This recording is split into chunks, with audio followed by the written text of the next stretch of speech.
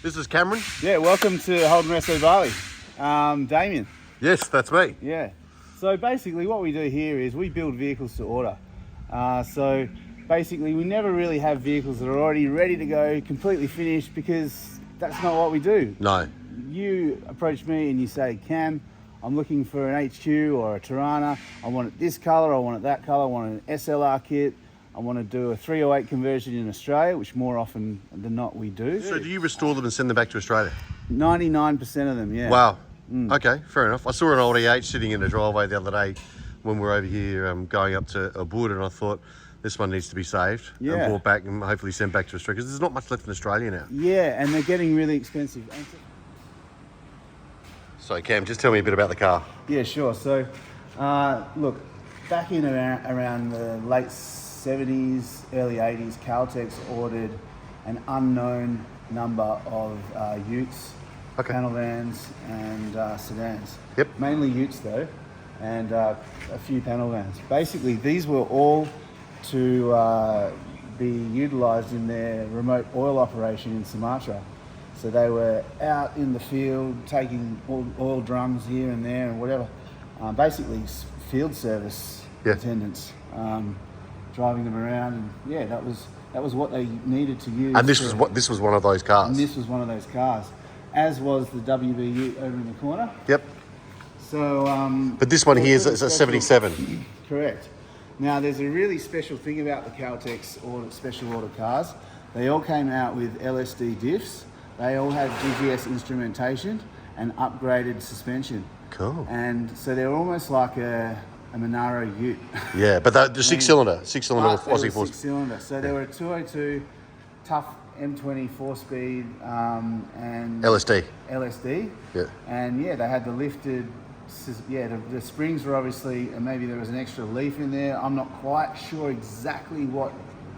But yeah, they were. But that's probably because in Indonesia at that time it would have been hard on the cars. The roads were not great. 100%, and that's why they needed Holdens back then, because the Japanese trucks weren't, No, I'm glad. So where did you find this one? So this one actually was passed. I found this through a friend of a friend many years ago. Yep. Basically, a lot of this stuff is custom because it was so rusty. Yep. So it is more of a custom van, I call it. Yeah. It's a lot of fabrication work to repair rust. A lot of fabrication went into this car. Yep. But the WBU over there is pretty much original. You can actually tell that the car is an ex-Caltex, because when you get right underneath the dash, you can see there's like this yellow colour, which is kind of like it is exactly what they were painted, all of them.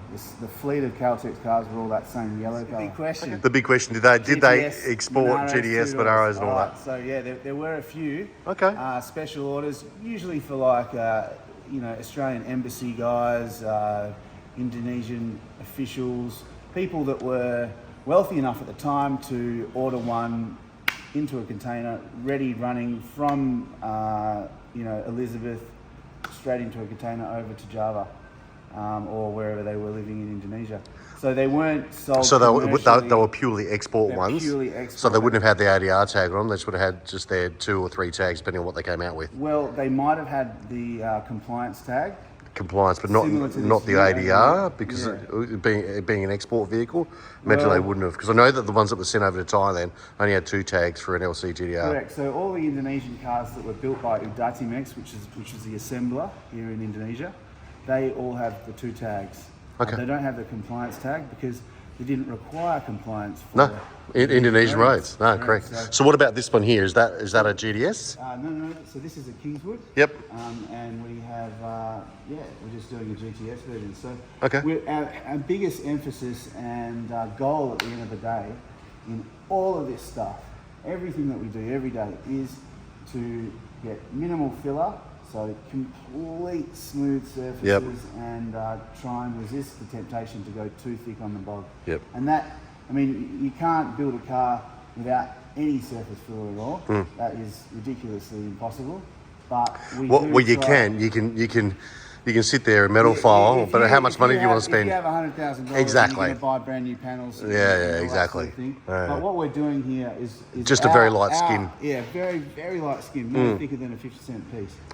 So basically, sideways. Yeah. So basically our surface preparation team work with our metal fabrication team, and they ensure that our panels are exactly as they should be, and we don't have to go too thick on the prep. Okay. And as soon as that is prepped up, we're ready to start priming and get them into paint. Okay, and I'm keen. What about this one here? So this one's So this is the green machine. The green machine. I love this colour because liniment is my favourite colour, but this is obviously a Tirana colour. What's the name of the green? Well, this is a custom mix. Okay. It's very similar to Barbados? To the Barbados, exactly. So like a nice fluoro green out in the sun. Yeah, 100%. Yeah. So this one still needs a polish, but she's looking pretty good. We're about to start putting windows in and that sort of thing. Then we'll run the wiring in, dynamat, go through the whole lot. SLR dash is going to go in. We've just got I've got a mountain of parts upstairs in the office from Rare Spares and some other crew, which we're very thankful for. So just on that with Rare Spares, do they they ship to you? But I take it that's not cheap. It's from Australia. It's similar to. I mean, it's just it takes an extra week and an extra $50. So depending on how heavy the items are. Yeah. Obviously, there's an import tax on our end. Yeah. But look, I mean, for the price, it's the cost of business at the end of the day. Correct. Yeah. We're able to save money with the cost of labour over here as well. Yeah. So look, I mean, it all kind of balances out, and we end up with a great product. We can't not go to Rare Spares for our parts. No. They are the number one. And I use them for the bulk of my parts. Yeah. Okay, well, we'll keep on walking around and have a look at some of these other cars. So Cameron and I were just having a chat about some of the cars that he sends back to Australia, and even though these are like, well, that one there's a parts car. It's a WB Ute, which the WB Ute's not a parts car, but the VC. Oh, sorry, the VC Commodore was a parts car, but look, they're getting so rare now. It's probably, I was just having a chat to him, it's probably just worth hanging on to it and then eventually restoring it, because they started to command some really good money now. The difference between the 1977 cars, which you see as the Sandman over there, and the VC Commodore, was 1 year. So they changed styles dramatically. But these sort of cars first came out. Was it 78? They came out. 78 with the VB. Yeah. And 1980 with the VC. Yeah, and it's just the VC is a very special car because it was HDT's first kind of HDT car. Yeah, it was. That's true. VB didn't get the HDT. Sorry, what year is that one? So this is actually first registered in Indonesia in '81, but I think it's an '80. I think it's a. Which one was registered in Australia? Was that car or the Ute? No, the Ute. So interestingly, the Ute was registered in Australia before it came over to Indonesia. So what do you think that happened? So basically, I think Holden got an order for WB Utes from Caltex, and it was more viable again financially for them to just grab Utes that are off the assembly line, stick them in containers and send them over ready to go with all the GTS instrumentation, Caltex spec Utes, and then they drive right out of the container and straight into the oil fields to get to work, rather than them spend another 4 months putting them together. Yeah, correct. So my hot tip for Cameron is don't throw anything out. All these parts are eventually going to be Trust gold. me, I don't. That's one of my biggest things. I'm a little bit of a hoarder, but that's part of the business. I need everything these days. These parts are worth. Well, they're priceless, really. You can't put a price on them. And we've only just had one look at one side of the shed, and you obviously do some FJ40s. FJ40 Land Cruisers. The Landies that are sitting over there. Yeah, so that particular green, that's a nebula green FJ40. That's going to go to Bristol in England. Wow, so let's go to the UK. When the car comes in, the car gets completely stripped down to bare metal. Now, when the car is in a state where it's very, very rusty, we basically strip it down and then just go straight into attacking the rust. So we patch panel everything. Floor pans, obviously, remanufactured. So you're fabricating all your panels? We fabricate our floor pans in-house. Okay. So as you can see, these floor pans here, these are all brand new. We've actually hand fabricated these in-house. But I guess you can do that because the labour's so cheap over here compared to Australia. I mean, some panel shops are like $80, $100 or more, $140 an hour in New South Wales. Correct. Okay. So it is the guys do get paid well. We look out, they're family to us, and and we appreciate so much their skills and incredible work. But that's how you make these cars affordable. And that's how we make them affordable. Well, that's how we make them. We bring them back to life. Yeah. Well, if I look at this sill panel on the back here, obviously there's a fair bit of work cut out for your guys there. Oh, absolutely, yeah. But so this is because you're not exactly going to walk into Rare Spares and buy one of these rear window sill panels. You need to hand fabricate that, correct? Correct. So that all needs to be cut out and refabbed and then welded back in. So basically, once we get to the stage where all the panels are patched in and welded in, and everything's ready to basically, we need to get it all into gleaming metal, and we go panel by panel into primer. So you can't get it into bare metal, leave it more than a day. No. Otherwise, humidity is going to Correct. set in. It's going to start eating into the paintwork underneath and again. all your hard work's kind of gone out the window. Yeah. So I'm very particular on that basis as well. That we'll start for example, the boot. This would all be sanded right back into gleaming bare metal, and we'll do panel by panel. So that into primer, and then we'll go start on another section. But that obviously only happens as soon as the car's ready for. And is this a customer's car in Australia? This will be, yeah. Oh, good. Yeah. Hopefully they'll enjoy the finished product then. Let's have a look at some more cars. Absolutely stoked at the moment. Yeah, good. It's a she. Yeah, lady. Cool. Absolutely. Yeah, it was a bit of a shock really when we got into the floor pan. Yeah, it's an old Holden. There's no surprises. It's going to happen. Yeah. Let's go have a look at some more cars. Tell me about this green EJ wagon. Yeah, no worries. And the floor pans. Yeah, so this floor pan was absolutely fried. It was a Flintstone car, like we like to say. Completely full of holes. The whole lot was just absolutely a mess. A mess. In Australia, you'd call it yard art, I think. And so all your guys custom fabricated these floor pans again? Yeah, correct. But if there's any tunnel work, I don't buy cars that have any need structural work. So when we inspected this car initially, I was aware of the floor pan issue, but I was also aware that the tunnel and all the structural integrity areas were in sound condition. So we really only needed to press out floor pan stuff. And well, it's the same with the cars that I build, because if you start looking at chassis issues, it goes to a different level. And then you start needing engineering and stuff like that. Correct. Correct. So we really need to ensure that we are not doing any structural stuff, and it is mainly bodywork. So when you send your cars to Australia, because each state's got different rules, right? Right, correct. So if you need to, it'll go through an identity check. Correct. And it'll get its chassis number checked, and it'll get its engine number checked, and sometimes there'll be a compliance plate depending on what model it is. Correct. But each state's got different rules, so you just got to make sure that everything's right. Right, so I've been doing this for around over 10 years now. Yeah. I started doing V-dubs actually years and years ago. Okay. But I'm not a huge V-dub guy. So basically, you just got to follow the regulations on the DOT website, on the import portal. So they've got all the rules and regs there. Basically, your import approval is number one. That's what needs to happen as soon as the car's ready. Take photos left, right, back, rear, engine, interior. Satisfy the requirements of the import department, which basically means your chassis number is original. You have the documents from the origin country, Indonesia, and everything's matching.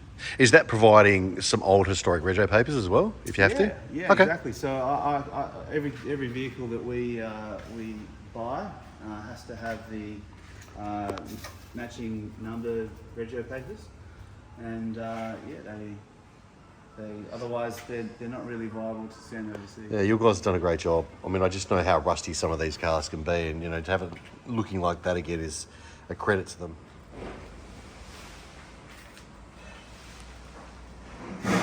So depending on the customer's budget, they can spend a lot more with you and get a different product, and obviously this is a V8 and you've got Willwood. Absolutely. So, we're able to facilitate, depending on what's available. So if someone's to say, look, I'm after a 350 and an HQ, I'll go and find the engine, and we'll basically base the budget off what it costs, and then I'll make the money doing, the body work and some extra stuff like that. I'm not interested in adding commission on top of the cost of engines over here, you know what I mean? Well, that's like me. Like I sub out my body work to a different panel shop and also the mechanical. Right. So what happens there is I'm only doing the reassembly on the cars, which just makes us that way the body shop's on the hook for the body work, Correct. and the mechanical is obviously done somewhere else. And then I'm the guy that just puts the jigsaw piece back together. And you know how much work goes into reassembling one of these cars. Absolutely. Many hours. 100%. Well, with an LC Tirana or LJ Tirana, it's between 200 280 hours to do just reassembly on one car. Yeah. So, you know, there's a fair bit of time that goes in, and that all depends on the condition of the parts, as you know. 100%, yeah. So I restore some of the parts as well, which saves time, and I've got everything sitting on my shelves ready to go. So it's already reconditioned. Yeah. So when I get a car, I'll actually have it sitting here like this, but then I've got pretty much most of the stuff It sounds ready very to go. similar to me, Damien. So, Yeah. I mean, I've got parts sitting on my shelf back at the. I've got another storeroom very close by, and Saves time. Some of those parts have been sitting there for 4 years, but they're reconditioned, ready to fit when we need them. You know, stuff. Just like, all saves time. Yeah, wiper motors, this, that, the other. It saves time, but then again, like you said, budget-wise for a vehicle, it's hard to say. This is the price list. This is what each car costs. Every car is different. Every Absolutely, every different. single car So is different. My job is to work with the customer to build their vehicle to the spec that they need it, and it's also based on the cost of what the vehicle is, and we come to an agreement, and it's That's good. the same as me. Yeah. So here's an LC, one of my favourites. This one's a 4-door. Did they ever send any 2-doors over here? Have you seen any? I haven't seen many. There's a lot of 4-doors that have been turned into 2-doors. Yeah. So this is a rare spares nose cone. Yeah, correct. Only because this nose cone's just got a little bit too much of a nose on the nose cone. Yeah, I think they've probably done a fair bit of work on that. Yeah, so that's ready to go on that. And But just on that, so look, you speak to a lot of people that get a 4-cylinder car and they want to change the front end to a 6. Yeah, sure. But it's actually a lot easier to just move your B pillar Right.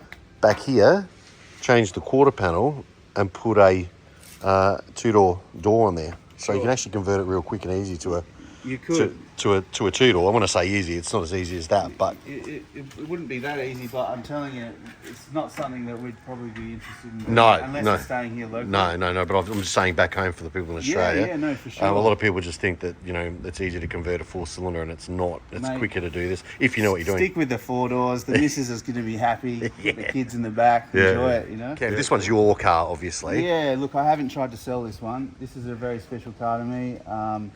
It's probably got 65-70% original paint. She's got a really random looking vinyl roof on it, which isn't original, but I do like it. It's a bit strange. Yeah. And I like that kind of thing. Original interior, as you can see. It's a bit of a time warp.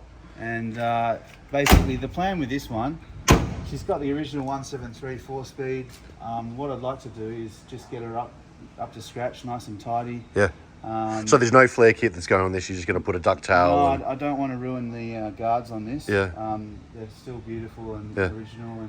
And so just maybe a front spoiler and a ducktail on the back, and she'll be ready to roll. Yeah, Cruiser. beautiful. Nice cruiser. Well, mate, thank you very much for Yeah, taking you're us welcome, through mate. Thank you. through all these Thanks cars. for I coming. love it. I love Absolutely. it. And when I come back to Bali, I'm sure I'll come back and have a look at this place again, because I reckon the cars would have changed the next time I come over. Before you stop the video, let me tell you a little bit. So, basically, the plan at the moment, because we've just finished our big car park out the front here. Yep. So cars that aren't a priority, cars that I've got in stock, we're going to move out.